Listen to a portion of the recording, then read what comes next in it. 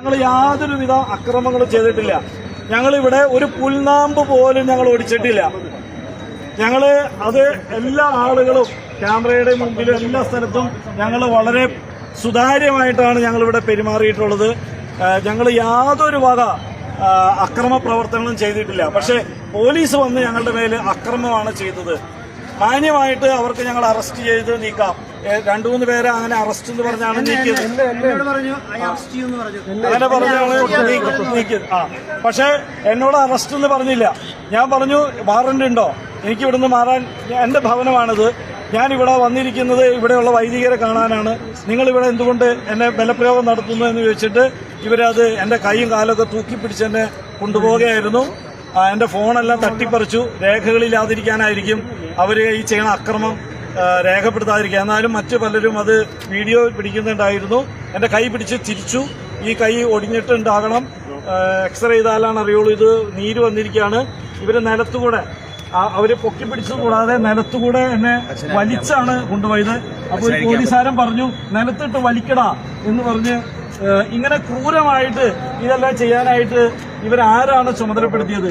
മറ്റൊരു വൈദികൻ, 60 വയസ്സുള്ള ഒരു വൈദികന്റെ പള്ളക്ക് ചവിട്ടി വർഗീസ് ചെരപ്പറമ്പിലച്ഛനെ, 90 വയസ്സോളം വരുന്ന ഈ വൈദികനെ കണ്ണിലും കീഴ്വയറിനും ചവിട്ടിയിട്ടുണ്ട്. അച്ഛനെയും ഇതുപോലെ 4 പേര് കൂടി തൂക്കിപ്പിടിച്ചാണ് ഇവിടം വരെ കൊണ്ടുവന്നത്. ഇങ്ങനെയൊക്കെ അക്രമം ചെയ്യേണ്ട കാര്യം എന്താ? ഞങ്ങൾ വിദ്യാഭ്യാസമുള്ളവരല്ലേ? ഈ പോലീസുകാര് ഞങ്ങളോട് അറസ്റ്റ് ചെയ്ത് മാന്യമായിട്ട് ഞങ്ങളോട് പറഞ്ഞാൽ നിയമപരമായി ഞങ്ങളെ നീക്കം ചെയ്യാൻ അവർക്ക് കഴിയുമല്ലോ. ഞങ്ങൾ ചോദിച്ചതാണ് വാറന്റ് ഉണ്ടോ, നിങ്ങൾ എന്തുകൊണ്ട് ഇങ്ങനെ ചെയ്യണോ എന്ന് ചോദിച്ചതാണ്. ഇത് പോലീസ് ഭരണമായിട്ട് മാറിയിരിക്കുകയാണ്. പോലീസ് നിയമപാലകരല്ല, പച്ചയ്ക്ക് നിയമം ലംഘിക്കുന്നവരായി മാറിക്കുക. പോലീസ് കള്ളന്മാരായിട്ട് മാറിയിരിക്കുകയാണ്. ഞങ്ങളുടെ ഫോൺ എന്റെ പ്രൈവറ്റ് പ്രോപ്പർട്ടിയാണ്. അപ്പൊ ഈ പ്രൈവറ്റ് പ്രോപ്പർട്ടി പിടിച്ചു പറിക്കാൻ അവർക്ക് അവകാശമില്ല. ഞാൻ ചോദിച്ചു, ഇത് എന്റെ പ്രൈവറ്റ് പ്രോപ്പർട്ടിയാണ്, എന്റെ പ്രൈവസിയാണ്, അതിൽ നിങ്ങൾക്ക് എന്താണ് അവകാശം? ഫോൺ പിടിച്ചു പറിച്ചോ ഈ ഫോണിൽ എന്തെങ്കിലും ഉണ്ടായിട്ടല്ല. പക്ഷേ നിയമപരമായി അവർ ചെയ്ത് വലിയ അക്രമമാണ്. ഈ രാജ്യത്ത് ഇതുപോലെ പ്രൈവറ്റ് പ്രോപ്പർട്ടികൾ ആളുകൾ കൈയേറിയാലോ? പോലീസിന് ഇതുപോലെ ആരുടെയും പ്രൈവറ്റ് പ്രോപ്പർട്ടിയിൽ കയറാൻ പറ്റുമോ? എല്ലാ മനുഷ്യർക്കും ഇവിടെ ഡിഗ്നിറ്റി ഉണ്ട്. എല്ലാ മനുഷ്യർക്കും നിയമം തുല്യമാണ്. അരമനയുടെ അകത്ത് വസിക്കുന്നവർക്ക് ഒരു നിയമം, ഞങ്ങൾക്ക് വേറെ നിയമം അങ്ങനെയല്ല. മെത്രാന്മാർക്ക് ഒരു നിയമം, ഞങ്ങൾക്ക് വേറെ നിയമം അങ്ങനെയല്ല. പോലീസിന് ഒരു നിയമം, ഞങ്ങൾക്ക് വേറെ നിയമമല്ല. ഈ രാജ്യത്ത് ഒരു നിയമമേ ഉള്ളൂ. ആ നിയമമാണ് എല്ലാവരും പാലിക്കേണ്ടത്. നിയമം നടപ്പിലാക്കുന്നവർ തന്നെ നിയമലംഘകരായി ഇങ്ങനെ അക്രമം ചെയ്യാമോ?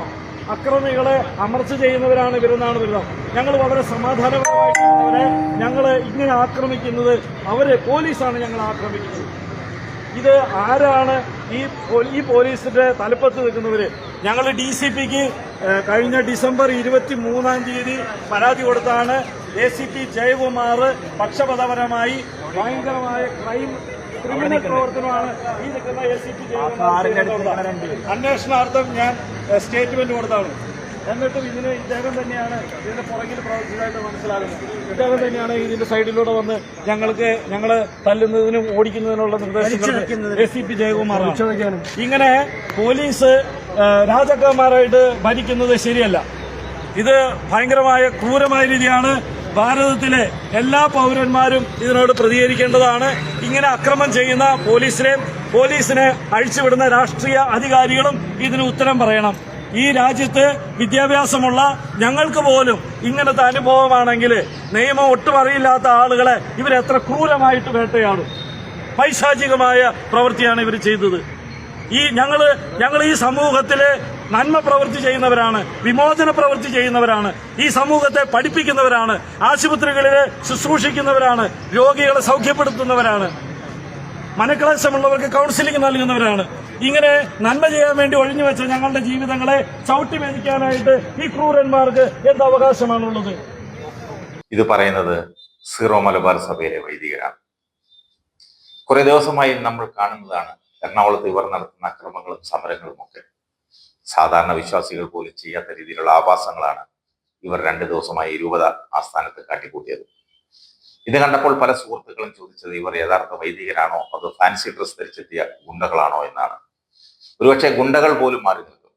അവരാരും ഈ വേഷമിട്ടുകൊണ്ട് ഇത്തരം പണികൾ ചെയ്യില്ല.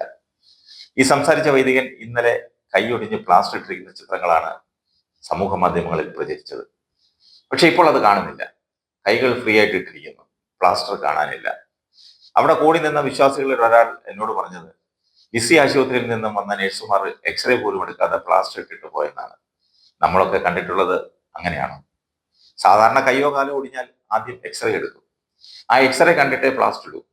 അല്ലാതെ എവിടെയെങ്കിലും നമ്മൾ പറയുന്ന സ്ഥലത്ത് പ്ലാസ്റ്റർ ആരെങ്കിലും ഏതെങ്കിലും ഡോക്ടർമാർ ഇടും. ഇതിൽ നിന്ന് മനസ്സിലാക്കാം ഇത് ഉടായിപ്പാണെന്ന്. ചുമ്മാതല്ല, സീറോ മലബാർ വിശ്വാസികൾ തന്നെ പറയുന്നത് ഇവർ ഏറ്റവും വലിയ ഉടായിപ്പുകളും തെമ്മാടികളുമാണെന്ന്. എൻ്റെ ഒരു സംശയം, ഇവർ യഥാർത്ഥ വൈദികർ തന്നെയാണോ അതോ ഫാൻസി ഡ്രസ്സുകാരാണോ? ജീവിതത്തിൽ ഇന്ന് വരെ ഇങ്ങനെയുള്ള വൈദികരെ ഞാൻ കണ്ടിട്ടില്ല. ഇപ്പോഴതും കണ്ടു. ഇവർക്കൊക്കെ കൂതാശകൾ എന്താണെന്ന് അറിയാമോ? ഇവർ സെമിനാരിയിൽ പോയി പഠിച്ചതാണോ? ഇവർ വിശ്വാസികളെ പഠിപ്പിക്കുന്നതും ധ്യാനിപ്പിക്കുന്നതും ഇതുപോലെയുള്ള ഗുണ്ടപ്പള്ളികളാണോ? മതിൽ ചാടിക്കടക്കുന്നു, വേഷം മാറി അരമനയുടെ പരിയമ്പറത്തൂടെ കള്ളന്മാരെ പോലെ അകത്ത് കയറുന്നു, അവിടെ നിലത്ത് കിടന്നു ഉരുളുന്നു, അവരെ പൊക്കിയെടുത്ത് പോലീസ് പുറത്തു കൊണ്ടുവരുന്നു. ഇവർ അരമനയ്ക്ക് മുന്നിൽ പരസ്യമായി കുർബാന നടത്തി വിശുദ്ധ ബലിയെ അവഹേളിക്കുന്നു. എന്തെല്ലാമാണ് കാട്ടിക്കൂട്ടുന്നത്? യഥാർത്ഥത്തിൽ മറ്റ് സമുദായക്കാരുടെ മുന്നിൽ ക്രൈസ്തവ സമൂഹം ലജ്ജിച്ച് തലതാഴ്ത്തുകയാണ്, പ്രത്യേകിച്ച് വൈദികർ. ഇവരെ നിയന്ത്രിക്കാനോ പുറത്താക്കാനോ സഭാ നേതൃത്വത്തിന് കഴിയില്ലേ? എന്തിനാണ് തട്ടിൽ പിതാവെ അങ്ങയുടെ മൂക്കിന് കീഴിൽ ഈ ആഭാസത്തരം അരങ്ങേറിയിട്ടും കണ്ടില്ലെന്ന മട്ടിൽ ആ സിംഹാസനത്തിൽ കുത്തിയിരിക്കുന്നത്? എത്രയോ പ്രഗത്ഭർ ഇരുന്ന കസേരയിലാണ് അങ്ങിപ്പോൾ ഇരിക്കുന്നത്. അങ്ങയുടെ വായും മൂടിക്കെട്ടി കൈകളും കാലുകളും ഒക്കെ ചങ്ങലക്കിട്ടേക്കുവാണോ? അങ്ങയ്ക്ക് ധൈര്യമില്ലെങ്കിൽ എത്രയും വേഗം രാജിവെച്ച് സഭയെ രക്ഷിക്കണം. ചുണയുള്ളവർ വത്തിക്കാനിലുണ്ട്, അവർ വരും.